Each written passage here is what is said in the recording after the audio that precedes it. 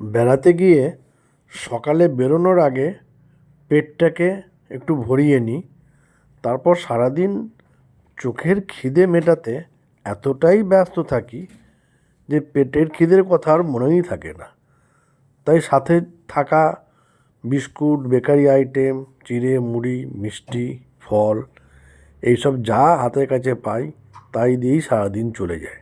কিন্তু সন্ধ্যের পর রাতের দিকে সময়, সুযোগ আর জায়গা পেলে উদরপূর্তিতে এতটুকুও কার্পণ্য করি না। তাই আমরা মেচুকা থেকে ফিরে আলোতে চলে এসেছিলাম এই আর্মি ক্যান্টিনে। এই আর্মি ক্যান্টিনটি ওদের ব্যারাকের মধ্যেই আর্মিদের দ্বারাই পরিচালিত। ওরাই দেখলাম কাউন্টারে সার্ভ করছে, আর বেশিরভাগই আর্মিরাই খায় এখানে। তবে সিভিলিয়ানরাও যেতে পারে, তাদের জন্য কোনো বাধা নেই। তো আমরা খাওয়া দাওয়ার সেরে সামনে একটা সিএসডি ক্যান্টিন ছিল, ওখান থেকে কিছু জিনিসপত্র কিনলাম। দাম মোটামুটি বেশ ভালোই কম। তারপরে আমরা হোটেলে ফিরে আসি।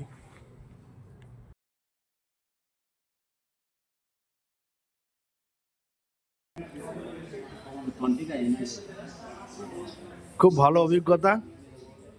বলছি তো